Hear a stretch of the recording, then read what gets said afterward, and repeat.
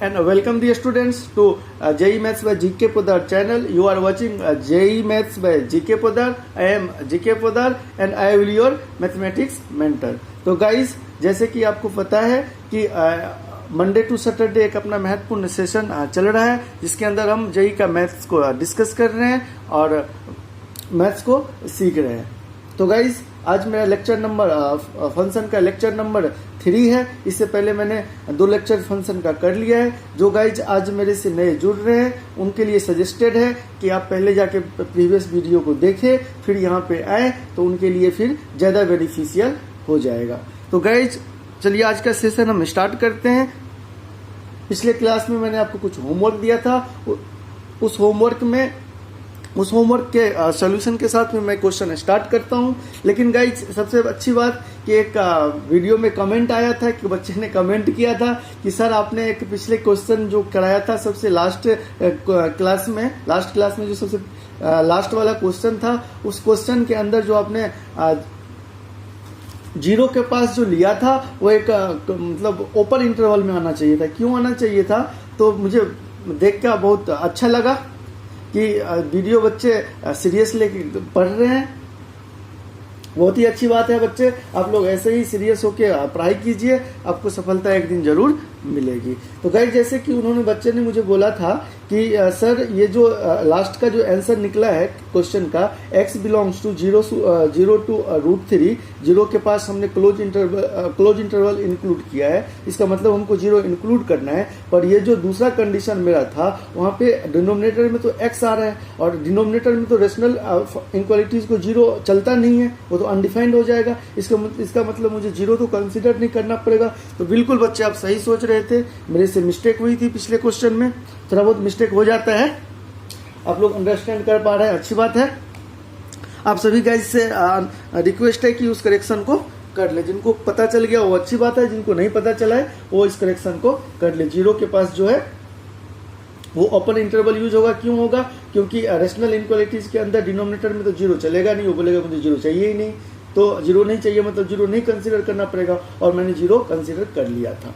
ठीक है गाइज, चलिए तो आगे का लेक्चर स्टार्ट करते हैं। और मैं एक आप लोग से बता दे रहा हूं कि जो गाइज मेरे से नए जुड़ रहे हैं उनके लिए सजेस्टेड है कि वो पहले प्रीवियस वीडियो को देखें और फिर यहाँ पे आए। और गाइज यदि ये वीडियो आपको अच्छा लग रहा है, यहाँ पे पढ़ने में अच्छा लग रहा है तो प्लीज इस चैनल को लाइक, सब्सक्राइब एंड शेयर करना ना भूलें। ऐसे ही मेरे साथ पढ़ते रहिए, अच्छे से पढ़ते रहिए और अपने पे क्वेश्चन करते रहिए, आपको सफलता एक दिन जरूर मिलेगी। ठीक है गाइज, तो मैं क्वेश्चन से स्टार्ट करता हूँ। क्वेश्चन ये मेरा पहला था होमवर्क का कि under root of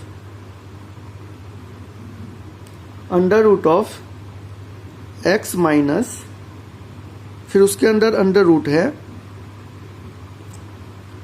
1 minus x square. ठीक, ये मेरा क्या था? f ऑफ x का फंक्शन था, f of x equal to इतना था। ठीक, ये f ऑफ x का एक फंक्शन था। मुझे क्या निकालना था? Find domain. ठीक, तो हम क्या देख रहे हैं गाइज कि ये मेरा कौन सा फंक्शन है? अंडर रूट का फंक्शन है। अंडर रूट मुझे क्या बोलता है कि मुझे कोई भी वैल्यू चलेगा लेकिन वो 0 से इन्फिनिटी तक होना चाहिए और 0 इंक्लूडेड है, मतलब मुझे 0 भी चलेगा और 0 से बड़ा चलेगा, मैं नेगेटिव लूंगा नहीं। तो मैं क्या करूंगा कि मैं सबसे पहले सबसे बाहर वाला रूट को देख रहा हूं, बराबर इस वाले रूट को। अब ये रूट क्या बोलेगा? ये रूट बोलेगा कि ये जो वैल्यू है x minus 1 minus x square, ये रूट बोलेगा कि मुझे ये हमेशा ग्रेटर देन 0 चाहिए। मतलब हम जो इसको दे रहे हैं वो इसको क्या चाहिए? हमेशा ग्रेटर देन इक्वल टू 0 चाहिए, ये रूट बोलेगा। तो मैंने एक कंडीशन बना ली। अब बात आई यहाँ पे, अब फिर यहाँ पे अटक गया बात। अब फिर ये रूट क्या बोलेगा? ये जो रूट अंडर के अंदर 1 माइनस एक्स स्क्वायर है वो मुझे क्या बोलेगा कि मुझे भी जो है 1 माइनस एक्स स्क्वायर जो है ये जो भी है इसके अंदर ये भी मुझे 0 से बड़ा या 0 के इक्वल चाहिए, मतलब ग्रेटर देन इक्वल टू 0 चाहिए। तो मैंने 2 कंडीशन बना ली। ठीक गाइज, इस तरह के क्वेश्चन में हमेशा आपको देखना होगा कि कितने पॉसिबल इनक्वालिटीज बन सकते हैं। ठीक, उसमें से मुझे एक भी इनक्वालिटीज को नहीं छोड़ना है। और ये क्वेश्चन सब इस टाइप का क्वेश्चन बहुत केयरफुली होके करना होता है क्योंकि बहुत बच्चे बार बार मिस्टेक कर देते हैं, कहीं ना कहीं कुछ ना कुछ जरूर उनसे मिस हो जाता है जिसके वजह से उनका आंसर रॉन्ग निकल के आता है। ठीक है गाइज, तो अपने को बहुत ध्यान से देखना है, बस वही कॉन्सेप्ट लगाना है जो मैं आपको बताया हूं और पक्के से आप आंसर तक पहुंचोगे, इसकी गारंटी है। ठीक है गाइज, चलिए, तो एक तो कंडीशन हो गया कि ये जो पार्ट है, ऊपर वाला रूट क्या बोलेगा, ऊपर वाला रूट बोलेगा कि ये जो मेरा जो भी है इसके अंदर, ये अभी इसके अंदर जो भी है वो तो मुझे पहले ग्रेटर देन 0 चाहिए, मैं वही ले सकता हूँ, उसके नीचे तो मुझे चाहिए नहीं। फिर जब इसका कंडीशन मैंने फुलफिल कर दिया, जब दूसरे स्टेप पे पहुंचा तो ये फिर यहाँ पे एक रूट दिख गया मुझे। अब ये रूट क्या बोलेगा, ये रूट ये बोलेगा कि मुझे ये जो वैल्यू है ये हमको ग्रेटर देन इक्वल टू 0 चाहिए, तो मैंने इसका भी कंडीशन मानना पड़ेगा, क्योंकि मुझे फाइनली रियल चाहिए। एफ ऑफ एक्स जो मुझे रियल वैल्यू चाहिए, इमेजनरी तो नहीं चाहिए, रियल चाहिए, तो रियल के लिए हर कंडीशन को मुझे सेटिस्फाई करना पड़ेगा, तो मैंने कर दिया। अब थोड़ा सा इसको सॉल्व करते हैं। ये आप दो इनक्वालिटी मुझे मिल गया, इनक्वालिटी को सॉल्व करना तो हम जानते हैं। अब आपके दिमाग में आएगा सर इसको कैसे सॉल्व करें, तो आपके दिमाग में कभी कभी आएगा कि चलो इसको हम स्क्वायर कर लेते हैं दोनों साइड। तो गाइस जब भी आप स्क्वायर करोगे तो ये क्या मिल जाएगा, इसको यदि मैं स्क्वायर करता हूं तो ये a माइनस बी के होल स्क्वायर पे टूटेगा। ठीक, फिर भी लेकिन 2ab के टर्म में मुझे under root of 1 minus x square तो मिलने जा रहा है, मतलब under root of x square मुझे टेंशन दे रहा है, मतलब अंडर रूट मुझे टेंशन दे रहा है, तो उस टेंशन को मुझे यहाँ से स्किप करना है। तो मुझे क्या करना पड़ेगा, मैं सबसे पहले क्या काम करता हूँ कि ये जो पार्ट है 1 माइनस एक्स स्क्वायर को उसको उस साइड भेज देता हूँ। इजली से ट्रांसफर कर सकता हूँ, बिल्कुल इक्वेशन की तरह ही मैं इसमें ट्रांसफर करता हूँ, कर ही सकता हूँ। तो मैं करता हूँ x minus greater than x, ये माइनस नहीं, इसको इधर भेजेंगे तो ये माइनस है तो उससे जाएगा, तो किस में हो जाएगा 1 माइनस एक्स प्लस में। अब देखिएगा, अब यदि मैं दोनों साइड स्क्वायर करूं, इसका मतलब क्या हुआ, ये तो एक्स स्क्वायर होगा और ये स्क्वायर होके क्या होगा, अंडर रूट वाला अपना टेंशन खत्म हो जाएगा। तो क्या मिलेगा मुझे result, x square greater than equals to 1 minus x square. अब इस एक्स स्क्वायर को एक साथ लेके जा रहे हैं तो क्या मुझे मिलेगा, मुझे मिलेगा 2x स्क्वायर, ये माइनस में था तो प्लस में गया, और 1 को भी इधर लेके चला जाता हूँ, -1 ग्रेटर देन इक्वल्स टू 0। ये मुझे एक रिजल्ट मिला। ठीक, चलिए अब इसको थोड़ा सा सॉल्व करते हैं। इसको सॉल्व करेंगे तो आपको क्या दिख रहा है, ये क्वाड्रेटिक इक्वेशन मिल गया, सॉरी क्वाड्रेटिक इनक्वालिटीज मिल गया। और क्वाड्रेटिक इनक्वालिटीज को तो हम सॉल्व करना जानते ही है। कैसे जानते हैं, तो पहले फैक्टर के फॉर्म पे ले जाना होता है। राइट हैंड साइड में तो 0 ऑलरेडी है, उसके बाद इसको देखते हैं स्टैंडर्ड फॉर्म पे है क्या, नहीं है, नहीं है तो पहले फैक्टर करना पड़ेगा। फैक्टर जब हम इसको करेंगे तो मुझे क्या देख रहे हैं, किस पे टूटेगा ये। एक काम करते हैं कि ये जो पार्ट है इसको तो मैं ऐसे लिख सकता हूँ √2 इंटू एक्स का होल स्क्वायर, बात बराबर ही होगा। √2 एक्स का होल स्क्वायर को जब खोलेंगे तो मुझे 2x स्क्वायर भी मिलेगा। ठीक, इसको 1 का स्क्वायर तो कर ही सकते हैं, कोई दिक्कत नहीं है। ठीक, अब ये क्या मिल जाएगा, अब देख रहे हैं कि a square minus b square के फॉर्म पे ये चला गया है। जैसे ही चला है तो मैं क्या करूँगा, फॉर्मूला लगा दूंगा अपना, क्या होता है a plus b into a minus b greater than equals to 0। तो गाइस अब क्या देख रहे हैं, अब मुझे क्रिटिकल, अब फैक्टर के फॉर्म पे चला गया, अब मुझे चाहिए क्रिटिकल पॉइंट। तो क्रिटिकल पॉइंट जब मार्क करूंगा तो अब ये वाला कॉलम कब 0 होगा गाइस, ये वाला कॉलम कब, थोड़ा सा सोच के बोलना, ये वाला कॉलम कब 0 होगा। देखिए एक्स के साथ इस बार कोई कोफिशियंट भी आ गया है। इससे पहले हम जितना भी इनक्वालिटी सॉल्व किए हैं वहाँ पे एक्स के साथ कोई कोफिशियंट नहीं रहता था, आप ध्यान दोगे, लेकिन यहाँ पे कोई कोफिशियंट आ गया। लेकिन अपने को कॉन्सेप्ट तो वही लगाना है, अपने को 0 करना है। तो मैं क्या करूंगा, x की वैल्यू यदि मैं -1/√2 ले लूं, इस x की वैल्यू यदि -1/√2 ले लूं तो इसका मतलब √2 कैंसिल हो जाएगा, तो -1 बचेगा और -1 + 1 मिलके 0 हो जाएगा। मतलब एक क्रिटिकल पॉइंट तो मुझे मिल गया, -1/√2। दूसरा क्या मिल रहा है, यहाँ से देखिए आपको +1/√2 मिल जाएगा। ठीक, क्रिटिकल पॉइंट मिल गया। अब हम क्या करते हैं गाइस, इसको नंबर लाइन पे प्लॉट करते हैं, कर दिया 1/√2 और 1/√2। ठीक, अब देखिए हर जगह ऑड नंबर है, प्लस से स्टार्ट करते हैं, चेंज करते जाएंगे, कर दिया, साइन कन्वेंशन कर दिया। अब क्या करना है गाइस, अब क्या करते हैं, अब जो है अपने को देखना है कि इनक्वालिटी क्या हमको क्या बोल रहा है, चाहे तो इसको 0 चाहिए या 0 के बराबर चाहिए। मतलब 0 किस पे हो रहा है, इस पे भी हो रहा है और इस पे भी हो रहा है, मतलब ये दोनों तो क्रिटिकल पॉइंट कंसीडर करना ही पड़ेगा। उसके बाद इसको 0 से बड़ा चाहिए, मतलब प्लस वाला सेक्शन चाहिए। तो यहाँ से क्या मतलब ये भी चाहिए और ये भी चाहिए, मतलब क्या करना पड़ेगा, यूनियन करना पड़ेगा। तो यहाँ से मुझे क्या मिल रहा है, x बिलोंग्स टू -∞ से -1/√2।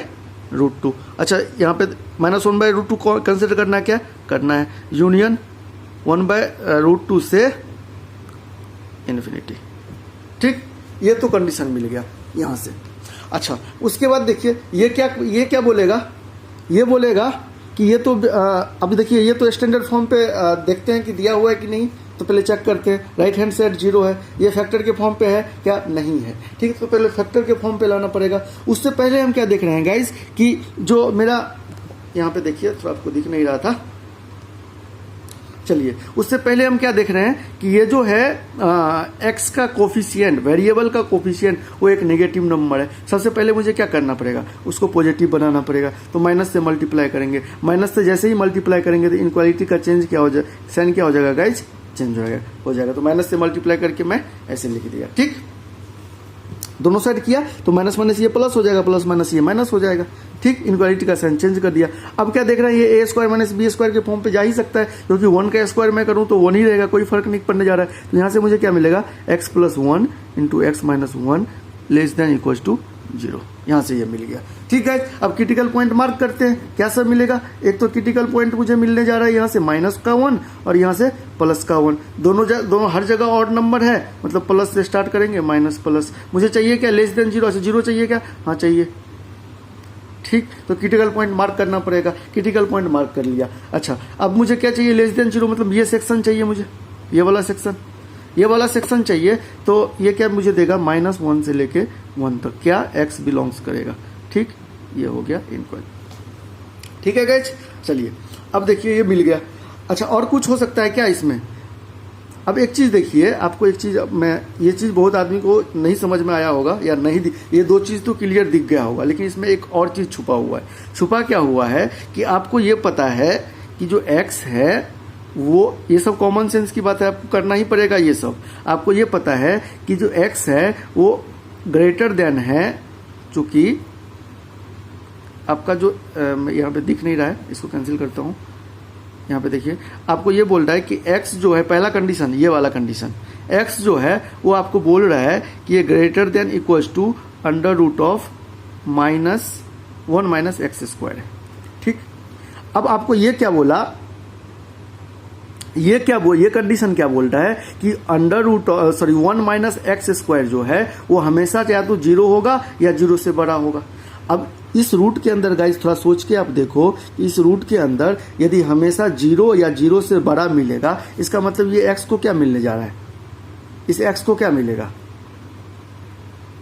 बात समझ रहे हो, इस x को क्या मिलने जा रहा है, इस x को हमेशा x ग्रेटर देन 0 ही होगा, क्योंकि ये तो हमेशा पॉजिटिव ही रहने वाला है ना। ये क्वांटिटी आपको यहाँ पे दिखा दिया कि हमेशा या तो कम से कम 0 हो सकता है, ज़्यादा से ज़्यादा कुछ भी हो सकता है। ठीक है, या तो ये 0 का इक्वल हो सकता है या उससे बड़ा कुछ भी हो सकता है। जब ये 0 या उससे बड़ा कुछ भी हो सकता है, इसका मतलब ये जो x, ये जो मतलब इसको यदि मैं इनपुट दिया तो ये आउटपुट मुझे क्या देगा, 0 से बड़ा ही देगा हमेशा, या तो 0 देगा या 0 से बड़ा देगा। तो ये भी एक कंडीशन मुझे मिल रहा है। तो मुझे 3 कंडीशन मिल गया, एक तो ये मिल गया, एक तो ये मिल गया और एक तो ये मिल गया, 3 कंडीशन। अब हम क्या करते हैं, अब यदि फंक्शन को सेटिस्फाई कराना है, मतलब मुझे इस तीनों कंडीशन की बात मानना पड़ेगा। इसका भी ये बोल रहा है कि मुझे यहाँ तक ही चाहिए, मतलब इतना ही वैल्यू चाहिए, ये बोल रहा है कि मुझे इतना ही वैल्यू चाहिए, और ये बोल रहा है कि मुझे इतना ही वैल्यू चाहिए। इसका मतलब मुझे तीनों का बात मानना पड़ेगा। जब तीनों का बात मानना पड़ता है तो हम क्या करते हैं गाइज, इंटरसेक्शन करते हैं। कल एक एग्जाम्पल से मैं आपको बता दिया था। ठीक है, चलिए अब देखते हैं, फिर भी कोई डाउट आता है तो आप कमेंट सेक्शन में जाने के लिए फ्री है। तो इंटरसेक्शन निकालने का सबसे अच्छा तरीका क्या होता है गाइज, कि हम एक ही नंबर लाइन पे प्लॉट कर लेते हैं जितना भी हमको पॉइंट मिला है। तो एक तो पॉइंट मिला है, इसको क्या सब चाहिए, एक तो पॉइंट मुझे मिला है -1/√2, सबसे कम 0 तो पहले मिला है, 0 देख लेते हैं। अच्छा 0 चाहिए क्या, हाँ इंक्लूड करना है 0 को। ठीक, क्योंकि x ग्रेटर देन = 0 है। ठीक, उसके बाद मुझे क्या सब मिला है, एक तो -1 मिला है, या 1/√2 उससे पहले मिला है। उसके बाद क्या मिला है, 1 मिला है। इस साइड क्या मिला है, इस साइड मिला है -1 का -1/√2 और इधर मिला है -1, ऐसे मिला है गाइस। ठीक, अब ये कंडीशन क्या बोल रहा है, पहले यहाँ पे चलते हैं। ये बोल रहा है कि मेरा ये जो वैल्यू होना चाहिए वो -1 से 1/√2 से नेगेटिव, मतलब -∞ तक होना चाहिए। ठीक है, तो मैं यहाँ से चला गया, -1/√2 से इन्फिनिटी तक। ठीक, चलिए ये दूसरा कंडीशन इसमें क्या बोल रहा है कि 1/√2 से इन्फिनिटी होना चाहिए, तो मैं क्या किया 1/रूट से इन्फिनिटी चला गया। अच्छा 1/√2 कंसिडर करना है क्या? हाँ करना है, क्लोज इंटरवल लगा हुआ है। चलिए अच्छा -1/√2 करना है क्या? हाँ करना है, क्लोज इंटरवल लगा हुआ है। ठीक, अच्छा अब ये वाला कंडीशन क्या बोल रहा है कि मुझे तो भाई -1 से 1 में ही चाहिए, मतलब इसको जो है वो -1 से 1 में ही चाहिए। अच्छा -1 चाहिए क्या? हाँ चाहिए। चलिए अब ये तीसरा कंडीशन जो हम लास्ट में देखे थे यहाँ पे, ये क्या मुझे बोल रहा है? ये मुझे बोल रहा है कि मुझे तो x ग्रेटर देन 0 ही चाहिए और 0 के इक्वल भी चाहिए, मतलब 0 तो चाहिए ही, उससे बड़ा चाहिए, इससे बड़ा चाहिए। तो हम क्या देख रहे हैं गाइज? तो मुझे तीनों का बात कहाँ मानता हुआ दिख रहा है? तीनों का बात ये जो सेक्शन देखो, इसको थोड़ा सा हम ऊपर बढ़ाए हैं, तो ये इसको थोड़ा सा ऊपर बढ़ा है, तो ये जो सेक्शन आपको मिल रहा है, ये सेक्शन देखिए, यहाँ पे तीनों ग्राफ आपस में कोलैप्स कर रहा है। इसके अलावा आप कहीं भी तीनों ग्राफ तीनों कंडीशन आपस में कोलैप्स नहीं कर रहा है। इसका मतलब जो मेरा आंसर होगा वो कहाँ से कहाँ तक होगा?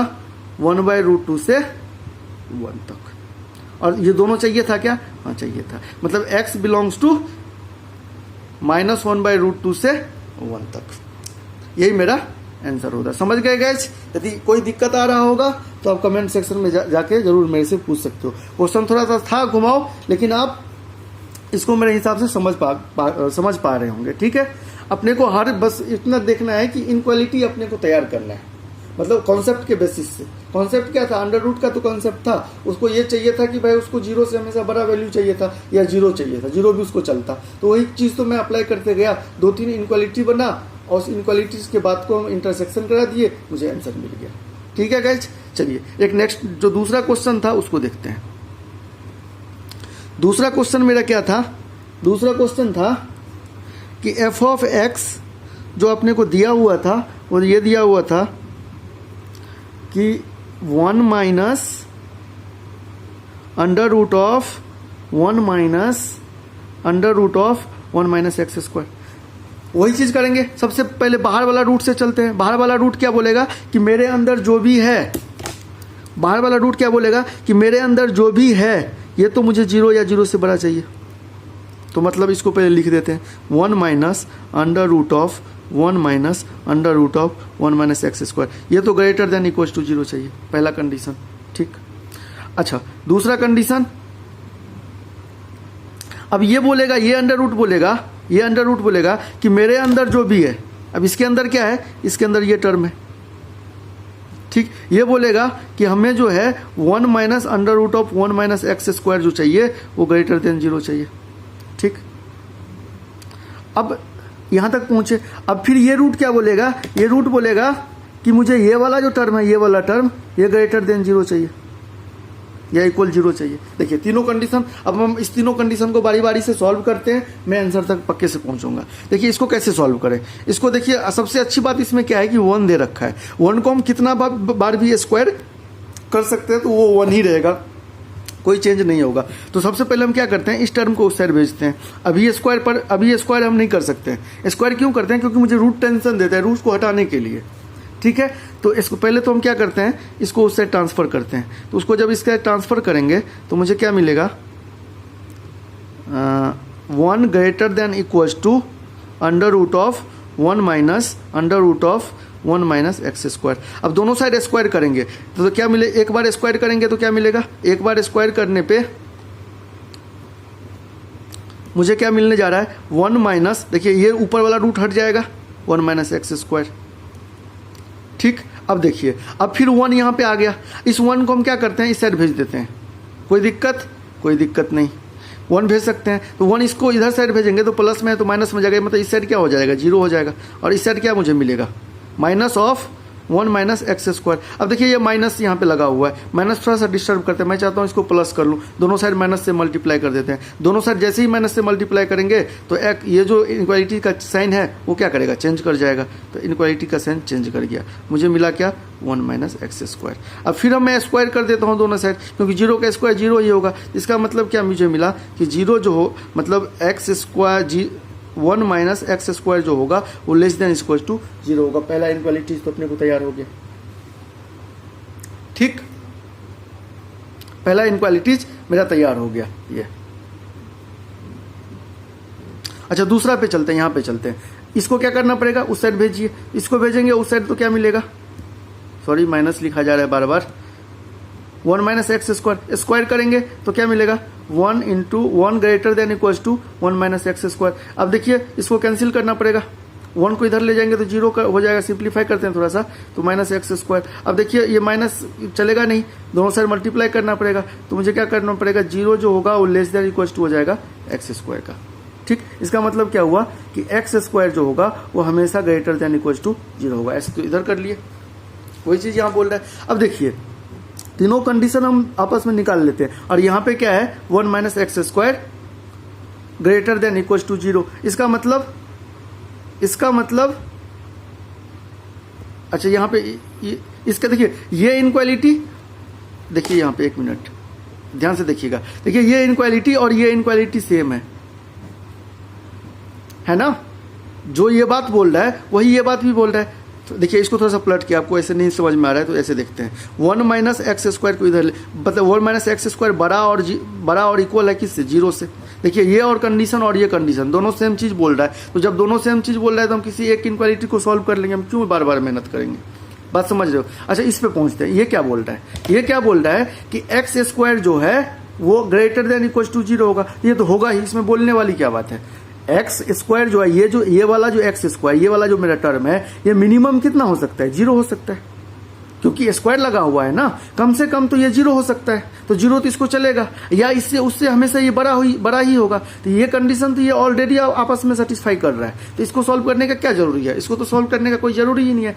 गाइस इस चीज हमेशा याद रखना कि जो चीज हमेशा सेटिस्फाई कर ही रहा है, उस मतलब क्लियर मुझे दिख रहा है, तो उसको सॉल्व करने की कोई जरूरत नहीं है। और यहाँ पे मुझे ये दोनों इनक्वालिटी एक ही बात बोल रहा था, तो मैं कोई एक ही इनक्वालिटी को सॉल्व करूंगा। चलिए मैं इसको सॉल्व करता हूँ, तो मैं इसको जैसे ही सॉल्व करूंगा तो ये मुझे क्या मिलेगा, पहले तो इसको ये करना पड़ेगा, माइनस को हटाना पड़ेगा, तो माइनस को जैसे ही हटाऊंगा तो क्या मिलेगा, x square minus 1 less than equal to 0 हो जाएगा। तो यहाँ पे फिर a square minus b square पर जाएगा, तो x plus 1 into x minus 1 मिलेगा लेस देन इक्वल टू 0। इसका मतलब क्रिटिकल पॉइंट मार्क करेंगे, कैसा मिलेगा, -1 और 1 मिलेगा। चलिए अब प्लस माइनस प्लस हो जाएगा, क्योंकि ऑड नंबर है, हर जगह का पावर आपको क्या चाहिए, लेस देन इक्वल टू 0 चाहिए, मतलब ये भी चाहिए, क्रिटिकल पॉइंट तो चाहिए ही, और उससे छोटा चाहिए, मतलब ये सेक्शन चाहिए। मतलब आपका आंसर क्या हो जाएगा, एक्स जो बिलोंग्स करेगा वो -1 से लेके 1 तक करेगा। मेरे हिसाब से आप इस चीज को समझ पा रहे होंगे, ठीक है। चलिए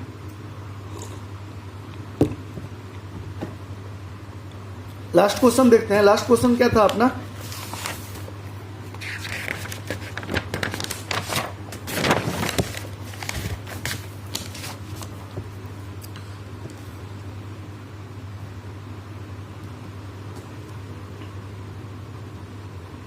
हाँ लास्ट क्वेश्चन क्या था अपना, तो तीनों क्वेश्चन बहुत अच्छा क्वेश्चन था गाइज, ठीक है। ये आपको जरूर थोड़ा सा सोचने के लिए मजबूर किया होगा, लेकिन अच्छा क्वेश्चन था ये तीनों। और इसको एक बार घर पे जाके एक बार जरूर आप प्रैक्टिस कीजिएगा, आपको मजा आएगा करने में, क्योंकि यही चीज आपको सोचने के लिए मजबूर, जब तक आप सोचोगे नहीं तब तक आप जेईई के मैथ में कुछ नहीं कर पाओगे। ये चलिए देखते हैं अब ये क्या बोल रहा है। तीसरा क्वेश्चन क्या बोल रहा था मेरा, तीसरा क्वेश्चन ये बोल रहा था कि जो एफ ऑफ एक्स कोई फंक्शन है, क्या फंक्शन है, वो फंक्शन ये है कि 0/2 का पावर जो है एक्स स्क्वायर प्लस का 9x प्लस का 5 माइनस 125, ये है। आपको क्या निकालना था, फाइंड डोमेन निकालना था, ठीक। चलिए गाइस, तो आपको डोमेन निकालना था। अब देखिए इसको कैसे सॉल्व करेंगे। आपको क्या दिख रहा है कि रेशनल इनक्वालिटीज है। अब रेशनल इनक्वालिटीज है तो रेशनल इनक्वालिटीज क्या बोलता है कि मुझे नीचे 0 नहीं चाहिए, नीचे 0 नहीं चाहिए। इसका मतलब यहाँ पे देखिए दो चीज बात है। अब ये रूट क्या बोलेगा, मुझे ये रूट बोलेगा कि ये जो भी टर्म है मेरे अंदर, जो भी टर्म है, मतलब इसके अंदर क्या टर्म है, इसके अंदर 0.2 का power x square plus 9x plus 5 minus 125 है। अब ये रूट क्या बोलेगा, ये रूट मुझे ये बोलेगा, यहाँ पे दोनों इन्वॉल्व है, एक रेशनल फंक्शन भी और रूट का फंक्शन भी, दोनों इन्वॉल्व है। तो दोनों को सोचते हैं। सबसे पहले तो ये रूट क्या बोलेगा, ये रूट बोलेगा कि मुझे जो भी अंदर में वैल्यू है ये ग्रेटर देन इक्वल टू 0 चाहिए, ये बोल देगा, ठीक है। ये बोल दिया। अब जैसे ही इसको ग्रेटर देन इक्वल टू 0 इसको मिलेगा तो कोई ना कोई पॉजिटिव ही नंबर तो मिलेगा, 0 तो मिलेगा नहीं। अच्छा, इसको 0 भी मिल सकता है। इसको यदि ये 0 के इक्वल हो गया, यदि ये 0 का इक्वल हो गया, मान लीजिए कि ये जो भी फंक्शन है ये 0 के इक्वल यदि हो गया, 0 के इक्वल हो गया, इसका मतलब डिनोमिनेटर 0 हो जाएगा, और डिनोमिनेटर 0 हो जाएगा इसका मतलब ये फंक्शन अनडिफाइंड हो जाएगा। अब मुझे बताइए कि यहाँ पे हम इक्वल को कंसीडर करेंगे या नहीं करेंगे। अब आंसर आपके हाथ में है, आपको मुझे बताना है कि इस 0 को हम कंसीडर करेंगे या नहीं करेंगे। मतलब इस 0 को कंसीडर नहीं करेंगे। क्यों नहीं करेंगे? क्योंकि यदि मैं 0 यहाँ पे कंसीडर करूँगा, 0 कंसीडर करूँगा तो ये तो अनडिफाइंड हो जाएगा, तो अनडिफाइंड तो अपने को होना नहीं है।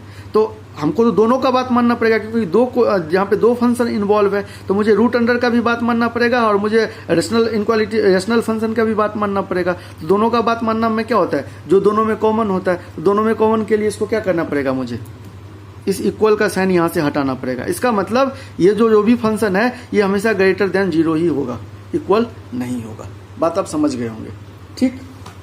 चलिए अब देखते हैं इसको सॉल्व करके। सॉल्व करेंगे तो क्या कर सकते हैं, यहाँ पे बहुत अच्छी चीज़ दिया हुआ है। इसमें करना क्या है, देखिए 0.2 दे दिया है। 0.2 को हम क्या लिख सकते हैं, 1/5 तो लिख सकते हैं।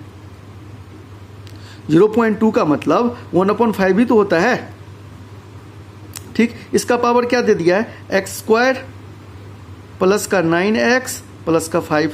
अच्छा, ये 125 को 1 मिनट के लिए हम उस साइड लेके चले जाते हैं, लेके चले गए, ठीक। चलिए अब क्या देख रहे हैं कि ये जो है ये 5 का क्यूब है।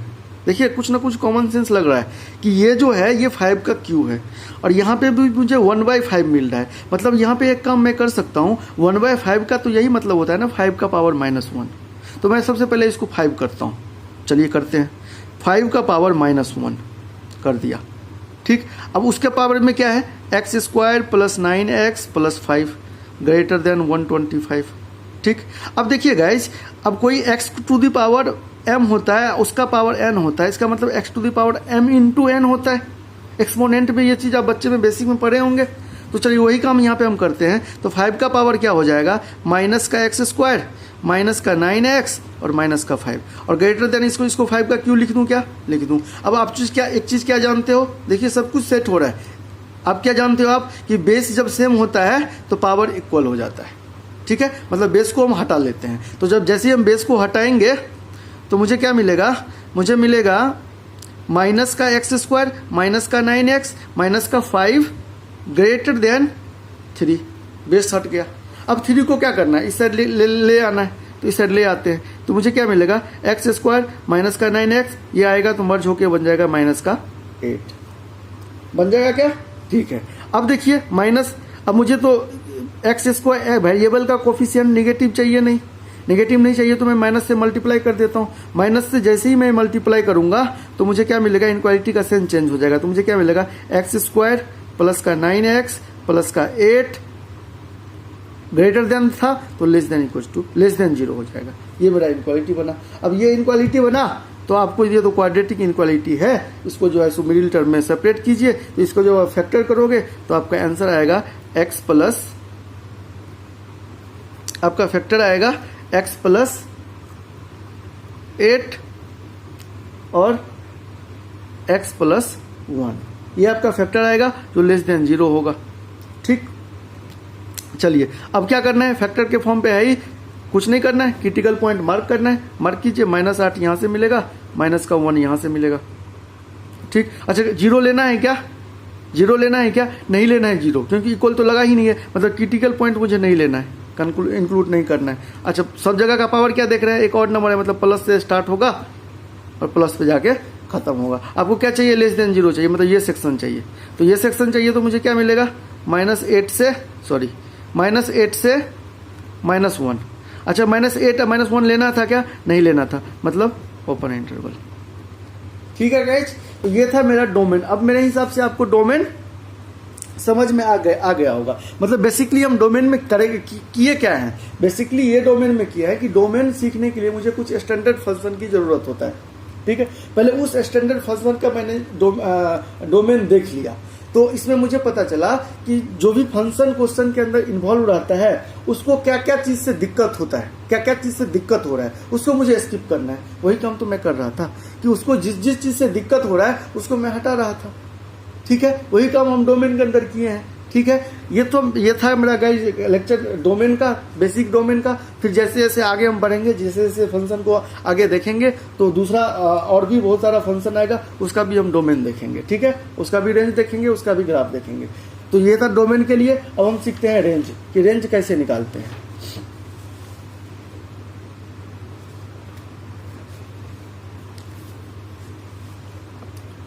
बहुत ही इंपॉर्टेंट रहने वाला है रेंज का टॉपिक, थोड़ा सा ध्यान से समझना है इसको, फिर कहीं दिक्कत आपको नहीं आएगा। चलिए देखते हैं रेंज को।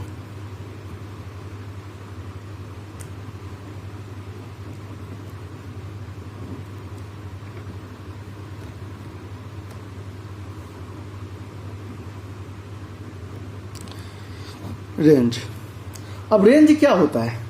रेंज होता है कि जो हम इनपुट दिए उस पे क्या क्या आउटपुट आया। बस समझ रहे हो, मतलब आउटपुट क्या क्या आ रहा है इनपुट पे, वही मेरा रेंज होता है। तो गाइज जो डोमेन हम निकाले, तो डोमेन में हम क्या देखें, जो भी फंक्शन इन्वॉल्व रहता है वो फंक्शन को क्या क्या नहीं चाहिए उसको मैं हटा रहा था।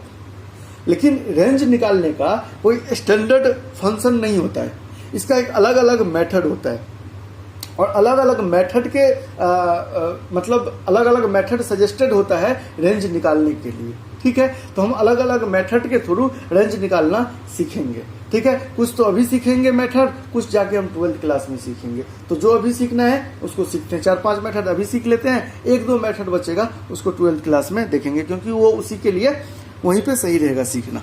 ठीक है गाइज, चलिए तो इस यहाँ पे डिफरेंट टाइप का मेथड मिलेगा। तो सबसे पहले हम देखते हैं कि method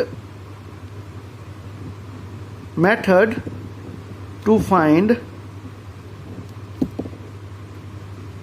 range of a function. मतलब रेंज का बेसिक मोटा मोटी आइडिया मैं आपको दे दूं तो रेंज मुझे ये बोलता है कि मिनिमम से मैक्सिमम, मतलब मिनिमम कितना हो सकता है, मैक्सिमम कितना हो सकता है, वही तो रेंज होता है। मिनिमम से लेके मैक्सिमम के बीच का जो चीज होता है, मतलब मिनिमम से लेके मैक्सिमम तक जो होता है वही तो मेरा रेंज होता है। बात समझ। वैसे मैं एक छोटा सा एग्जांपल से आपको समझाता हूँ। मान लीजिए कि आपका जो मंथली का इनकम है, मतलब वो कभी कभी क्या होता है कि आप कभी कभी मतलब किसी मंथ में आप 5000 कमा लेते हो, और किसी मंथ में उसी मतलब एक दिन आप 5000 कमाते हो और अगले दिन आप 10,000 कमा लेते हो। इसका मतलब आपका जो अर्निंग करने का रेंज है वो कहाँ से कहाँ तक है, 5000 से 10,000 तक। कितने दिन में? 2 दिन में। बस समझ लो, मतलब मिनिमम से मैक्सिमम वही मेरा रेंज होता है। ठीक, इस चीज को आप समझ पा रहे होंगे। चलिए, तो सबसे पहला मेथड इसमें देखते हैं, किसके लिए? तो सबसे पहला मेथड ये इसमें सीखते हैं कि सबसे पहला मेथड रेंज निकालने का है कि x को हम क्या करते हैं, इन टर्म्स ऑफ y चेंज कर लेते हैं, इन टर्म्स ऑफ y। कहने का मतलब जैसे अभी तक आपने जितना देखा है वो y इक्वल टू समथिंग दिया हुआ था। ठीक, और y क्या था? मेरा आउटपुट का कॉलम था, और x क्या था? मेरा इनपुट का कॉलम था। ठीक है, तो अब हम क्या कर रहे हैं कि y को x को चेंज कर रहे हैं इन टर्म्स ऑफ y में। मतलब सजेस्टेड पहला मेथड ये देखिए, मैं आपको प्रोसेस इसका स्टेप बताता हूं। तो सजेस्टेड ये है कि right x in term of y। सबसे पहला स्टेप,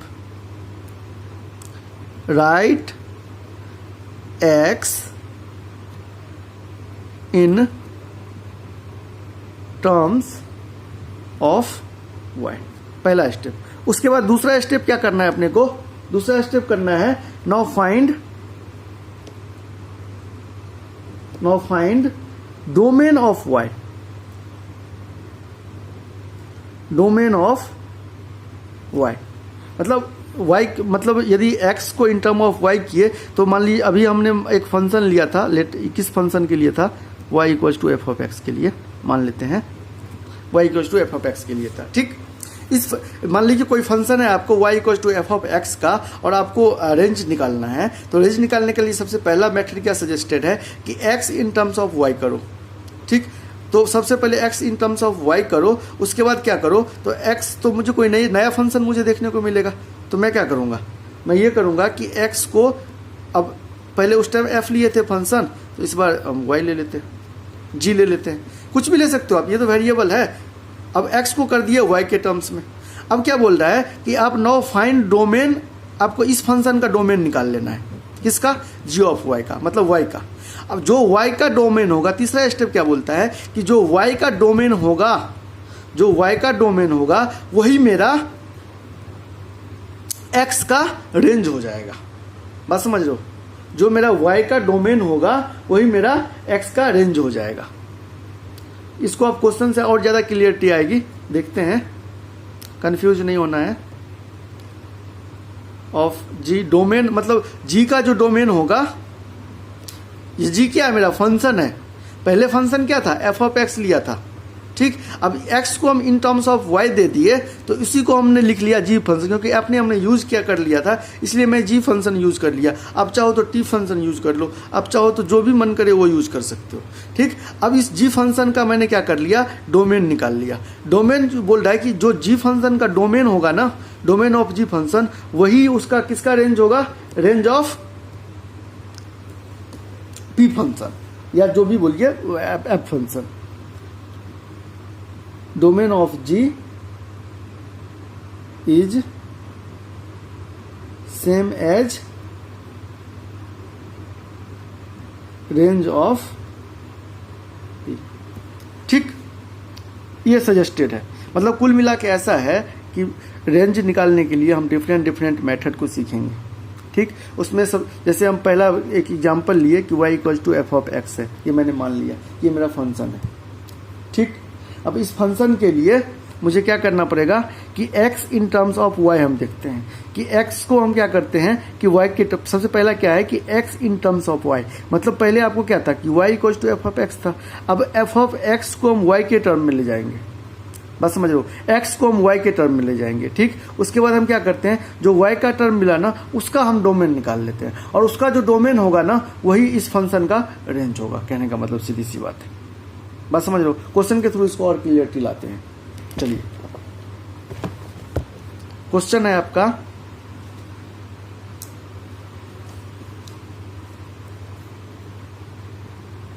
क्वेश्चन है फाइंड रेंज, फाइंड रेंज। आपके पास क्या है, function y equal to f of x. ठीक, और ये कितना है एफ ऑफ एक्स, ये एफ ऑफ एक्स है 2 माइनस एक्स अपॉन एक्स। ये देखिए, ये आपका फंक्शन है। इसका मतलब y जो है वो इक्वल है 2 माइनस एक्स अपॉन एक्स। ठीक, अब एक चीज देखिएगा इस, अब सबसे पहला चीज ये है कि हमने आपको क्या बोला था कि x को लिखो इन टर्म्स ऑफ y में, मतलब मुझे x की वैल्यू अब निकालना है। बात समझ रहे हो, अब अभी क्या था, y की वैल्यू था, अब मुझे क्या करना है, x की वैल्यू निकालना है। ठीक, अब वो जो x की वैल्यू निकालेंगे, उसके बाद जो यहाँ पे फंक्शन मुझे मिलेगा उसका हम डोमेन निकालेंगे। सबसे अच्छी बात क्या है, डोमेन निकालना तो हम जानते हैं ना, इसमें सबसे अच्छी बात यही है कि हम डोमेन निकालना ऑलरेडी जानते हैं। तो हम यदि मैं x को इन टर्म्स ऑफ y लिखता हूँ, ये लिखने में तो मुझे कोई दिक्कत नहीं होगी, तो मैं लिख लिया। अब इस फंक्शन को का जो डोमेन होगा वही इस फंक्शन का क्या होगा, रेंज होगा। कहने का मतलब, तो मैं डोमेन निकालना तो जानता हूँ, सबसे अच्छी बात यहाँ पे ये है। लेकिन इसमें एक चीज़ और कॉन्सेप्ट आपको सीखने को मिलेगा, मैं आपको बताता हूँ कॉन्सेप्ट क्या है। कि आपको सबसे पहले ये सोचना पड़ेगा, सबसे पहले ये आपको देखना होगा कि जो y को जो भी मिल रहा है ना, सबसे पहला कंडीशन ये है कि y को जो भी मिल रहा है वो क्या होगा, ग्रेटर देन इक्वल टू 0 ही मिलेगा। क्योंकि अंडर रूट यही बोलता है ना, अंडर रूट ये बोलता है कि हम हमेशा 0 होऊंगा या 0 से बड़ा रहूंगा, उससे छोटा तो मैं हो नहीं सकता हूं। तो y को हमेशा जो है वो ग्रेटर देन इक्वल टू 0 मिलेगा। बात समझ में आ रहा है। अच्छा, एक मैं छोटा सा एग्जांपल से आपको बताता हूँ, या आपसे पूछता हूँ। आपके लिए क्वेश्चन है कि आप मुझे आंसर बताओ कि √4 का आंसर क्या होता है। √4 का आंसर क्या होता है? तो गाइज √4 का जो आंसर होता है वो हमेशा 2 ही होता है। इसको यदि कोई +-2 लिखता है तो इसका मतलब वो गलत बोल रहा है। √4 का मतलब हमेशा 2 ही होगा, +-2 नहीं होता है। बहुत बच्चे के दिमाग में ऐसा कंफ्यूजन होता है। अब क्यों नहीं होता है वो मैं आपको समझाता हूँ। देखिए रूट क्या बोलता है, रूट ये बोलता है कि मुझे नेगेटिव वैल्यू नहीं चाहिए। तो जब इसको नेगेटिव वैल्यू नहीं चाहिए तो ये +-2 कैसे हो सकता है? ये तो पॉसिबल ही नहीं है। जब ये नेगेटिव वैल्यू नहीं लेगा तो ये नेगेटिव आउटपुट भी नहीं देगा। बात समझ लो, ये नेगेटिव लेगा तब तो नेगेटिव आउटपुट देगा। ये नेगेटिव इनपुट ले ही नहीं रहा है तो ये आउटपुट कैसे दे देगा? नेगेटिव हमेशा पॉजिटिव ही देगा। इसलिए हमेशा √4 का वैल्यू 2 ही होता है, +-2 नहीं होता है। जो बोल रहे हैं +-2 वो गलत बोल रहे हैं। ठीक है भाई गाइस, तो सबसे पहले ये कंफ्यूजन आपको दूर होना चाहिए। वही चीज को मैं यहाँ पे लिखा हूँ। मैं क्या लिखा हूँ कि ये जो वैल्यू है y को जो मिल रहा है वो y को हमें चाहिए, जो भी है मुझे नहीं पता, लेकिन इतना मुझे जरूर पता है कि ये चाहे तो 0 होगा या 0 से बड़ा होगा, उससे छोटा तो हो नहीं सकता है। तो पहला कंडीशन तो ये मुझे लिखना पड़ेगा। देखिए डोमेन रेंज में सबसे बड़ी बात ये होती है कि आपको हर सिचुएशन को सोचना पड़ेगा और जो कंडीशन है उसके लिए इनक्वालिटी का तैयार करना पड़ेगा आपको। तो मैं कर दिया, सबसे पहला चीज़ तो ये कर दिया। ठीक, अच्छा, तो आपके दिमाग में आता होगा कि सर ये +-2 कहाँ लिखते हैं? तो +-2 तब लिखते हैं जब मान लीजिए मैं एक सिचुएशन दिए कि रूट के अंदर x² हो गया। ठीक, रूट के अंदर x² हो गया। इसका मतलब अब जो x का वैल्यू होगा वो +-2 होगा। अभी भी रूट का वैल्यू नहीं, x का वैल्यू +-2 होगा, क्योंकि यदि मैं x की वैल्यू -2 लूँ तो भी ये 4 मिलेगा, मुझे आउटपुट देगा 2। यदि x की वैल्यू 2 लूँ तभी ये 4 मिलेगा और x की वैल्यू देगा 2। बस समझ लो, ये x की वैल्यू मुझे +-2 मिल रहा है, अंडर रूट का वैल्यू +-2 नहीं मिल रहा है। ये कन्फ्यूजन अपने दिमाग से निकाल लो। ठीक, चलिए, तो ये पहला कंडीशन तो मुझे ये पता चल गया कि y को जो भी मिल रहा है वो >= 0 मिलेगा। ठीक है, चलिए आगे बढ़ते हैं। अब मुझे करना क्या है, मुझे ये करना है कि x को इन टर्म्स ऑफ y लिखना है। तो चलिए लिखते हैं। तो सबसे पहले अपने पास क्या था, इसको क्या करें, ये जो इक्वेशन है इसको फर्स्ट मान लेते हैं, इसको बोथ साइड स्क्वायरिंग कर देते हैं। तो बोथ साइड स्क्वायरिंग करेंगे तो क्या मिलेगा, 2 - x मिलेगा। ठीक, ये मिलने जा रहा है। चलिए अब क्या करते हैं, थोड़ा सा सॉल्व करते हैं। मुझे क्या चाहिए, मुझे x की वैल्यू चाहिए। तो मुझे x की वैल्यू चाहिए तो मतलब x को इधर ले जाते हैं तो y² x हो जाएगा और ये 2 - x हो जाएगा। ठीक, अब क्या करते हैं, x को फिर इधर ले जाते हैं तो y² x + x = 2। अब मुझे x की वैल्यू चाहिए तो x की वैल्यू लाने के लिए पहले तो हम x कॉमन कर लेते हैं। तो मुझे क्या मिलेगा, y² + 1 इक्वल टू था क्या, हाँ इक्वल टू था, और ये क्या यहाँ पे मिलेगा 2। मुझे x की वैल्यू चाहिए तो x की वैल्यू क्या आया, 2/y² + 1। देखिए भाई, देखिए गाइज, मैं x को इन टर्म्स ऑफ y को इन टर्म्स ऑफ x को इन टर्म्स ऑफ y में कन्वर्ट कर लिया। मेरा पहला स्टेप खत्म हो गया।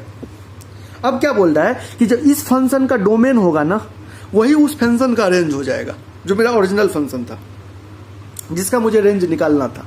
ठीक है, तो यही चीज बोल रहा है कि इस फंक्शन का जो डोमेन होगा वही उस फंक्शन का रेंज हो जाएगा। तो डोमेन निकालना तो हम जानते हैं, डोमेन निकालना तो हम जानते हैं। ये किस प्रकार का फंक्शन है, ये एक रेशनल फंक्शन है, ये एक रेशनल फंक्शन है। तो रेशनल फंक्शन क्या बोलता है कि मुझे यहाँ पे कोई भी वैल्यू चलेगा, यहाँ पे कोई भी वैल्यू चलेगा, बस 0 नहीं चलेगा। तो मुझे क्या देख रहे हैं, हम देख क्या रहे हैं, हम सबसे अच्छी बात यहाँ पे ये देख रहे हैं कि ये जो मेरा नीचे में है वो कभी 0 हो ही नहीं रहा है। कैसे नहीं हो रहा है, देखिए ये तो हमें y² क्या है, ये y का स्क्वायर है, तो इसके अंदर हम कुछ भी देंगे, नेगेटिव दे पॉजिटिव दे, ये तो हमेशा पॉजिटिव रहने वाला है, ये y² वाला पार्ट। अब किसी पॉजिटिव नंबर में हम कोई नंबर ऐड करते हैं तो वो तो हमेशा पॉजिटिव ही होगा। बात समझ रहे हो, वो हमेशा पॉजिटिव ही होगा, वो कभी 0 हो सकता है क्या, वो नहीं हो सकता है। इसका मतलब यहाँ से जो मुझे डोमेन निकला, वो डोमेन क्या निकला, डोमेन निकला कितना, इसको ऑल रियल वैल्यू, मतलब x बिलोंग्स टू कुछ भी, सारा चीज इसको चलने वाला है। जितना रियल वैल्यू है सब इसके डोमेन के अंदर आ जाएगा। तो मैंने इसका डोमेन लिख दिया। अब ये जो डोमेन होगा वही ओरिजिनल फंक्शन का रेंज हो जाएगा। लेकिन गाइज हमको क्या देख रहे हैं कि सबसे पहले हम एक चीज देखे थे कि पहला कंडीशन ये भी मेरे को सेटिस्फाई करना था कि y जो है वो ग्रेटर देन इक्वल टू 0 है। मतलब मुझे इसकी भी बात मानना पड़ेगा और इसकी भी बात मानना पड़ेगा। तो ये बोल रहा है कि ऑल 0 मतलब ऑल रियल वैल्यू मुझे चलेगा, लेकिन ये बोल रहा है कि मुझे 0 से बड़ा ही चाहिए। बात समझ रहे हो? ये मुझे क्या बोल रहा है कि मुझे 0 से बड़ा ही चाहिए। मतलब y को क्या चाहिए, अब मुझे किसका वैल्यू निकालना है, अब मुझे y कहां से कहां तक मिलेगा वो निकाल रहे हैं। बात समझ रहे हो? इतना देर जो हम यहाँ पे निकाले थे, इससे पहले जो हम निकालते थे वो x के वेरिएबल में निकालते थे, क्योंकि मुझे x का इनपुट रेंज हम किसका, डोमेन किसका निकालते हैं, डोमेन इनपुट का ही तो निकालते हैं। तो इस बार जो मेरा इनपुट जैसे काम कर रहा है वो क्या काम कर रहा है, इस बार इनपुट का काम मेरा y कर रहा है, x तो मेरा इस बार आउटपुट हो गया। तो इनपुट का रेंज निकालते हैं, इनपुट का डोमेन निकालते हैं। तो इनपुट का डोमेन में मैं हमेशा x इनपुट कंसीडर करता था, तो मैं x की वैल्यू लिखता था। तो यहाँ पे y डोमेन, यदि y इनपुट जैसे काम कर रहा है तो मुझे y की वैल्यू लिखना पड़ेगा। ये बोल रहा है कि y ऑल रियल चलेगा, सॉरी y बिलोंग्स टू, यहाँ पे मिस्टेक किया था। y ये बोल रहा है कि y ऑल रियल चलेगा, और यहाँ पे ये बोल रहा है कि y greater than equal to 0 चलेगा। इसका मतलब जो y का जो y बिलोंग्स करेगा वो 0 से छोटा चाहिए नहीं, और 0 से बड़ा ऑल रियल चाहिए। मतलब ऑल रियल मतलब इन्फिनिटी तक जाएगा। अच्छा 0 लेना था क्या? हाँ लेना था। तो इसका जो डोमेन हो जाएगा, इसका डोमेन क्या हुआ, ये हुआ। अब ये जो डोमेन हुआ वही तो बोला, इसका जो डोमेन होगा वो मेरा ओरिजिनल फंक्शन का रेंज हो जाएगा। मतलब यही मेरा क्या होगा, आंसर हो जाएगा। बात समझ गए? मतलब टोटल मिला के ये करना है इसमें पहला स्टेप में कि सबसे पहले x को इन टर्म्स ऑफ y लिखना है। मतलब जो मैं पहले इनपुट लेता था अब उसको हम जो है आउटपुट की तरह काम करेंगे, और जो आउटपुट लेता था उसको इनपुट की तरह काम करेंगे। तो मैं कैलकुलेशन करके इजी से निकाल लिया। ठीक, अब ये बोला कि जब x को इन टर्म्स ऑफ y लिखने के बाद मुझे यहाँ पे रिजल्ट मिला, ये मिला। अब कहाँ मिला, सॉरी ये मिला। अब बोला कि इस फंक्शन का जो डोमेन होगा वही मेरा ओरिजिनल फंक्शन का रेंज होगा। इसका डोमेन तो मैं इजी से निकाल सकता हूँ, निकाल लिया। डोमेन निकालने के बाद मुझे क्या पता चला कि इसका डोमेन जो होगा वही रेंज होगा। तो जो मेरा रियल फंक्शन का रेंज होगा वो क्या होगा, यही तो होगा, यही तो मेरा आंसर हो जाएगा। ठीक है गाइस, तो इस चीज़ को मुझे समझना है। ठीक है, आप क्वेश्चन प्रैक्टिस करना और भी आपको समझ में आ जाएगा। अच्छा दूसरा स्टेप मुझे क्या पता है, दूसरा मेथड क्या है मेरा रेंज निकालने का। दूसरा मेथड देखते हैं। दूसरा मेथड है कंप्लीटिंग द स्क्वायर मेथड। ये चीज आप करके भी आए होंगे 10th में, COM completing the square method. Completing the square method. अब देखिए कंप्लीटिंग द स्क्वायर में हम एक क्वेश्चन से सीखते हैं इसको। ठीक, जैसे आपको क्वेश्चन दिया फाइंड द रेंज ऑफ एक फंक्शन दिया f ऑफ x का, और वो क्या है 2x square minus 5x plus 3, कोई तो क्वाड्रेटिक दे दिया। अब इसको बोला आपको रेंज निकालने के लिए हम क्या कर रहे हैं, कंप्लीटिंग द स्क्वायर मेथड सीख रहे हैं। ठीक है गाइस, तो मैंने क्या मान लिया कि f ऑफ x को हमेशा y equal to f of x मानते हैं हम। ठीक, तो मैंने मान लिया कि y इक्वल टू क्या मुझे मिलेगा 2x square minus 5x plus 3। चलिए ये हो गया। अब मैं कंप्लीटिंग द स्क्वायर करता हूं। तो गाइज आप 10th के अंदर कंप्लीटिंग द स्क्वायर करके आए होंगे। ठीक, तो वहां पे हम क्या करते थे, क्या प्रोसीजर क्या था कि सबसे पहला काम तो जो x स्क्वायर का कोफिशिएंट है वो एक यूनिट होना चाहिए। एक्स स्क्वायर का कोफिशिएंट सबसे पहले यूनिट होना चाहिए, मतलब 1 होना चाहिए। ठीक, तो यहाँ पे तो देख रहे हैं 2 है, सबसे पहले मुझे इसको यूनिट बनाना पड़ेगा। तो जब इसको यूनिट बनाएंगे तो मैं क्या करूँगा, 2 से डिवाइड कर दूंगा। तो 2 से डिवाइड करूंगा तो हम एक साइड तो करेंगे नहीं, दोनों साइड करना पड़ेगा। तो जब 2 से डिवाइड करूंगा तो ये क्या मिलेगा 1/2 y/2, ये मिल जाएगा एक्स स्क्वायर, ये माइनस 5/2 x प्लस 3/2। ठीक, ये मिल गया।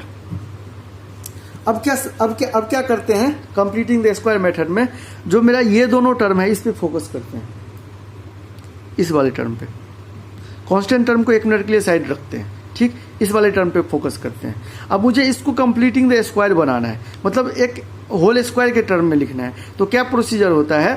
प्रोसीजर ये होता है, ये बोलता है कि देखिए ये जो मेरा है वो एक्स स्क्वायर का टर्म है, ये जो बीच वाला टर्म है वो 2ab का टर्म है, लेकिन मुझे b तो पता ही नहीं है। b पता रहेगा तब तो मुझे मैं ये किसका स्क्वायर हो रहा है वो मुझे पता चलेगा। तो b हम कैसे, तो आप सब लोग बोलता है कि b अपॉन इसके जो भी यहाँ पे लिखा हुआ है ये वैल्यू इसके हाफ से इसके हाफ का स्क्वायर हो जाएगा, इसके हाफ का स्क्वायर हो जाएगा। अब कैसे हो जाएगा मैं एक आपको एग्जांपल के थ्रू से समझाता हूँ, उसको क्लियर करता हूँ सर ब्रीफली में। देखिए गाइस, यदि मैं 1 मिनट के लिए इसको थोड़ा सा समझाता हूँ कि एक्स स्क्वायर माइनस 5/2x है। अब मुझे इसको कंप्लीट स्क्वायर करना है, तो कंप्लीट स्क्वायर करना है तो मैं क्या करता हूँ, तो मुझे सबसे पहले तो मुझे ये पता चला कि ये इसको मान लीजिए कि a माइनस बी के फॉर्म पे जाएगा स्क्वायर, मुझे ऐसा करना है, ऐसा कंप्लीटिंग द स्क्वायर करना है, ठीक। तो ये यहाँ पे ये मुझे कैसे पता चला कि a माइनस बी ही होगा, क्योंकि बीच वाला टर्म जो है वो b माइनस का है इसलिए, ठीक। चलिए अब देखते हैं कि मुझे यदि b का वैल्यू मुझे मिल जाए, ये तो 2ab का वैल्यू है, ये मेरा क्या है, ये मेरा a का वैल्यू है, ये मेरा 2ab का वैल्यू है, और यहाँ पे कुछ तो b होगा, लेकिन वो b मुझे नहीं पता है, वो b मुझे नहीं पता है। तो वो b नहीं पता है तो b कैसे निकालते हैं? देखिए, तो 2 आपको एक चीज़ ध्यान में रखना है कि 2ab का वैल्यू आपके पास क्या है, माइनस तो 1 मिनट के लिए छोड़ दिए, माइनस तो रहेगा ही। इस 2ab के जगह पे आपके पास क्या है, 2ab के जगह पे आपके पास है 5/2x, ये है। अच्छा मेरा a क्या है, मेरा a तो x है ना, तो मैं यहाँ पे x रख देता हूँ, तो 2xb इक्वल्स टू 5/2x, ठीक। अच्छा x से x चला गया तो मुझे v की वैल्यू चाहिए, तो v की वैल्यू क्या नहीं मिला, 5/4। अब b की वैल्यू देखिए मुझे 5/4 मिल गया। इसलिए सब बोलता है कि जो ये b कंप्लीटिंग द स्क्वायर में जो यहाँ पे टर्म लिखा रहता है ना, उसका आधा हमेशा b कंसिडर करना होता है। देखिए इसलिए करना होता है आधा, ये इसका आधा ही तो है, इसका आधा करेंगे तो 5/4 ही तो मिलेगा मुझे, बात समझ रहे हो। तो चलिए यहाँ पे चलते हैं, अब मैं आपको सिखा दिया। तो इसका मतलब कि y/2 जो है वो x square minus 5/2x plus 5/4 का होल स्क्वायर। अब देखिए, आप इसका यदि इस ऐसे प्लस 3/2, अच्छा प्लस 5 ये क्या किए हैं, ये मैं अपने मन से इसमें ऐड किए हैं, ये तो कहीं था ही नहीं। और मैथमेटिक्स क्या बोलता है कि मेरे साथ कुछ भी करो लेकिन मेरे रियल वैल्यू में चेंज नहीं होना चाहिए। तो मेरे रियल वैल्यू में चेंज नहीं होना चाहिए, मतलब मैं यदि 5/4 यहाँ पे इसको ऐड करा हूँ तो मुझे 5/4 का स्क्वायर जो है तो सब्ट्रैक्ट भी करना पड़ेगा, तभी तो ये बैलेंस रहेगा। तो मैं सब्ट्रैक्ट कर दिया इतना और प्लस 3/2, तो मेरे पास चल ही रहा था, ठीक। अब देखिए, अब ये वाला टर्म मिला के क्या मिल जाएगा, ये वाला टर्म मिला के y/2 जो है वो क्या मिल जाएगा, x माइनस 5/4 का होल स्क्वायर लिख दूँ क्या, ठीक, वही होगा। अब देखो इसको खोल के आप देखना, आपको ये वाला टर्म मिलेगा पक्के से, आप देखना इसको खोल के, ठीक, आपको ये टर्म मिलेगा। अच्छा b मैं कैसे निकालता हूँ वो भी चीज़ मैं आपको समझा दिया, ठीक। अब ये क्या है, ये मिलेगा -25 कितना 16 प्लस 3/2, थोड़ा सा कैलकुलेट करते हैं, y/2 ये मिलेगा x माइनस 5/4 का स्क्वायर, और इसको कैलकुलेट करेंगे तो ये मिल जाएगा अपने को, एलसीएम आ जाएगा 16 और इसमें से गया तो ये आ जाएगा 8 3 24, मतलब -1/16 आपको मिलेगा, ठीक। अब चूंकि हमको यहाँ पे 2 है तो इस 2 को जो है यहाँ से हटाना है, तो 2 से मल्टीप्लाई कर दो दोनों इस साइड या दोनों साइड, तो 2 से दोनों साइड मल्टीप्लाई करेंगे तो यहाँ से तो हट गया, यहाँ तो मिलेगा सिर्फ y, यहाँ देखिए यहाँ से सिर्फ मिलेगा y, यहाँ से सिर्फ y मिला, यहाँ से 2 से मल्टीप्लाई करेंगे तो ये तो मिल जाएगा 2 × 5/4 का होल स्क्वायर, और यहाँ पे मिल जाएगा 1/8। ये देखिए ये मिला रिजल्ट। अब देखिए कंप्लीटली स्क्वायर हो गया। अच्छा हम क्या निकाल रहे हैं, हम रेंज निकाल रहे हैं। तो मुझे दिमाग में एक ही चीज़ हो, रेंज के अबाउट मेरे दिमाग में एक ही चीज़ आता है कि मिनिमम क्या हो रहा है, मैक्सिमम क्या हो रहा है। बात समझ रहा है, आपको रेंज में हमेशा यही ध्यान में रखना है कि मिनिमम क्या हो रहा है, मैक्सिमम क्या हो रहा है, वही उसका रेंज होगा, मतलब कितना से कितना ये जा रहा है। बात समझ रहे हो, चलिए, तो देखिए हम यहाँ पे क्या देख रहे हैं कि ये जो वैल्यू है, ये वाला जो मुझे मेरा पार्ट है, ये वाला पार्ट, ये तो कभी 0 से कम हो ही नहीं सकता है। देखिए आप, ये कभी 0 से कम हो सकता है क्या? क्योंकि ये तो स्क्वायर्ड है टोटली, ये टोटली क्या है? स्क्वायर्ड है। तो स्क्वायर कभी तो 0 से छोटा होगा नहीं, जो भी होगा 0 से बड़ा होगा, और 0 से छोटा नहीं होगा, या 0 भी होता है यदि मिनिमम क्या हो सकता है? ये 0, ये वाला टर्म मिनिमम क्या हो सकता है? 0 हो सकता है मिनिमम। तो यदि ये मिनिमम 0 हो सकता है तो 0 और -1/8 मतलब मिनिमम वैल्यू जो मुझे मिल रहा है y का, वो क्या मिल रहा है? -1/8। यही तो मिनिमम मिलेगा, क्योंकि ये कम से कम 0 हो सकता है, उससे कम तो हो नहीं सकता है। तो हम कम से कम अभी देख रहे हैं, तो ये कम से कम 0 हुआ, तो 0 -1/8 मतलब मिनिमम क्या होगा? -1/8। -1/8 के साथ हम कुछ कर ही नहीं सकते हैं, ये तो कांस्टेंट वैल्यू है, ठीक है। अच्छा, मैक्सिमम देखते हैं, तो मैक्सिमम क्या है? -1/, अब ये 0 से कुछ बड़ा ही वैल्यू मिलेगा। कितना बड़ा? तो कितना भी बड़ा मिल सकता है, ठीक, मतलब इन्फिनिटी तक मिल सकता है। तो 1/8 में हम कुछ भी ऐड करेंगे तो ये तो बड़ा ही नंबर मिलेगा ना, छोटा तो मिलेगा नहीं मुझे। किसी नेगेटिव नंबर में या किसी भी नंबर में हम कुछ ऐड करते हैं तो वो नंबर तो आगे ही बढ़ेगा। तो कितना आगे बढ़ेगा? तो इन्फिनिटी तक जा सकता है। मतलब इसका जो रेंज हो जाएगा वो कहाँ से कहाँ तक होगा? वो रेंज हो जाएगा -1/8 इसका मिनिमम वैल्यू, और मैक्सिमम वैल्यू 1/8 तक, और इन्फिनिटी के पास हमेशा ओपन इंटरवल। यही मेरा आंसर हो जाएगा। तो guys, completing the square method आप समझ गए होंगे कि कैसे करते हैं। हर में देखिए गाइज, आपको जो क्वेश्चन रहेगा वो आपको थोड़ी ना पता रहेगा कि मुझे कंप्लीटिंग द स्क्वायर से करना है, कि मुझे x in terms of y करना है, ऐसे करना है।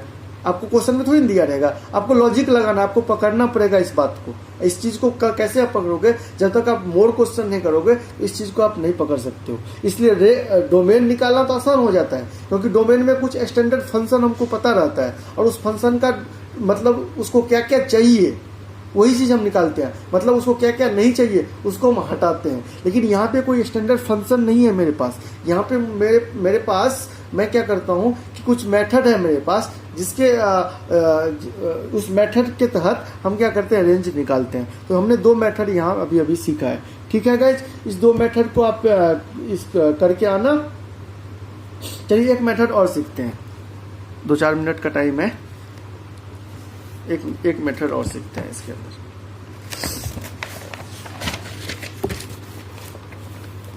फिर जो बचेगा वो कल के लेक्चर में देख लेंगे, ठीक है गाइज। तीसरा है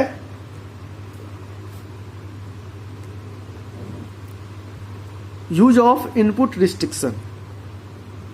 use of input restriction.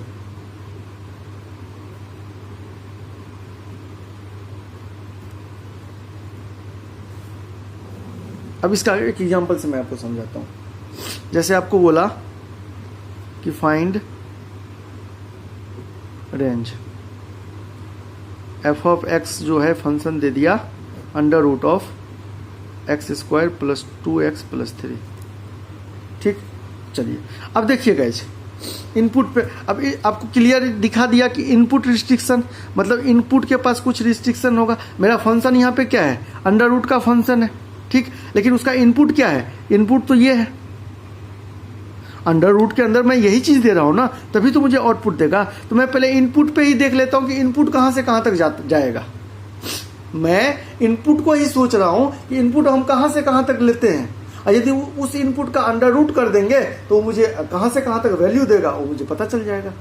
Simple सी बात है, क्योंकि मैं इनपुट को ही पता कर लेता हूं कि ये इनपुट कहां से कहां तक हम ले सकते हैं। तो जहां से जहां तक हम ले सकते हैं उसका तो बस √ करना है, क्योंकि फाइनल आंसर क्या देगा अपने को? √ ही देगा। तो मेरा जो इनपुट है वो क्या है? x² + 2x + 3। अब मुझे देखना है कि ये कहां से कहां तक जा रहा है, ठीक। तो ये कहां से कहां तक जा रहा है, इसके लिए मुझे क्या मिलेगा? देखिए फिर क्वाड्रेटिक मिल गया। आपको जब भी क्वाड्रेटिक का रेंज निकालना होगा गाइज, तो हमेशा आप क्या करोगे? कंप्लीटिंग द स्क्वायर ही करोगे। बात समझ रहे हैं? हमेशा कंप्लीटिंग द स्क्वायर करना सजेस्टेड है, ठीक। अच्छा, वैसे तो आप जब हम क्वाड्रेटिक आपको पढ़ाएंगे, क्वाड्रेटिक के ग्राफ के थ्रू तो आप सेकंड में निकाल दोगे। आपको इतना जो पहले हम कंप्लीटिंग द स्क्वायर मेथड आपको बताए हैं, उसमें उतना टाइम लगेगा ही नहीं ग्राफ के मेथड से। जब हम क्वाड्रेटिक का ग्राफ पढ़ लेंगे और उसका वर्टेक्स, क्वाड्रेटिक का वर्टेक्स क्या होता है और उसको कैसे निकालते हैं हम, उस चीज को पढ़ लेंगे तो उसको निकालने में आपको सेकंड नहीं लगेगा। यही क्वेश्चन फिर से आपको क्वाड्रेटिक के पास आएगा, ठीक है। आप उस टाइम में आपको 1 मिनट नहीं लगेगा उसका रेंज निकालते हुए, क्योंकि क्वाड्रेटिक भी तो एक फंक्शन है, उसका भी तो डोमेन रेंज ग्राफ होगा, तो वहां भी उस टाइप का क्वेश्चन को हम देखेंगे, ठीक है। वहां पे और क्लियरिटी आपको आ जाएगी, ठीक। मैं इनपुट पर रिस्ट्रिक्शन लगाता हूं, तो इनपुट को मैं क्या देख रहा हूं यहाँ पे, तो बहुत अच्छी बात है। यहाँ पे अच्छी बात क्या है कि x² + 2x और 3 को क्या लिख सकता हूँ, 1 + 2 लिख सकता हूँ ना। अब ये पार्ट को क्या देख रहे हैं, ये तो भाई x + 1 का होल स्क्वायर है +2। यदि नहीं रहता, मान लिया अभी तो सेट हो गया 3 पे, बहुत ऐसा मुझे दिख गया। यदि नहीं दिखता ये चीज तो मैं क्या करता, कंप्लीटिंग द स्क्वायर ही करता। बात समझ रहे हो, मैं क्या करता, मैं कंप्लीटिंग द स्क्वायर ही करता, फिर यहां तक पहुंचता। बात समझ रहे हो, तो अभी तो मुझे दिख गया था आसान। अब मुझे क्या पता चला कि इनपुट तो कम, इनपुट जो है, अब ये टर्म जो है सो आपको 0 से छोटा होगा नहीं, 0 से बड़ा कुछ भी हो सकता है। तो कम से कम क्या होगा, मतलब इनपुट जो है वो मिनिमम क्या होगा, मिनिमम ये 0, यदि मान लीजिए ये मिनिमम 0 हो गया तो 0 + 2, तो मिनिमम वैल्यू तो ये 2 दे सकता है। मैक्सिमम क्या देगा, मैक्सिमम कितना भी दे सकता है, इन्फिनिटी तक दे सकता है, ठीक। अब ये मैक्सिमम कितना भी दे सकता है, ये 0 से बड़ा कितना भी बड़ा हो सकता है, उसमें हम 2 ऐड करेंगे तो क्या फर्क पड़ता है, इन्फिनिटी मिलेगा। मतलब इनपुट पे रिस्ट्रिक्शन लग गया, मुझे पता चल गया कि इनपुट जो हो रहा है वो 2 से लेके इन्फिनिटी तक हो रहा है। बात समझ, अच्छा 2 हो रहा है क्या, हाँ हो रहा है ना, जब 0 लूंगा तो भाई 2 होगा ना, तो 2 कंसिडर करना पड़ेगा, ठीक है। मतलब इनपुट जो है हम देखें कि 2 से लेके इन्फिनिटी तक ही इनपुट हम आ रहा है। अब इस इनपुट पे क्या करना है, हमको रूट ही तो लगाना है, क्योंकि फाइनल आंसर तो वही देगा, रेंज तो वही देगा, तो मैं इस पे अंडर रूट लगा देता हूं। तो मतलब जो रेंज का आंसर मुझे होगा, मतलब √2 से लेके कहां तक, इन्फिनिटी का अंडर रूट क्या होता है, इन्फिनिटी होता है, मतलब सॉरी ये क्लोज, ये मेरा आंसर हो जाएगा। 3 मेथड हमने देख लिया है गाइज, ठीक। आपको अच्छे से समझ में आ गया होगा आई थिंक। चलिए एक और क्वेश्चन देखते हैं, उसके बाद इस क्लास को एंड करते हैं। क्वेश्चन है,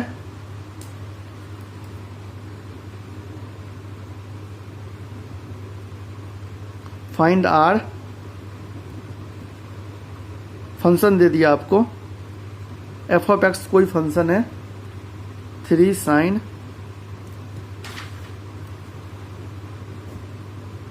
π² / 16 - x², ठीक।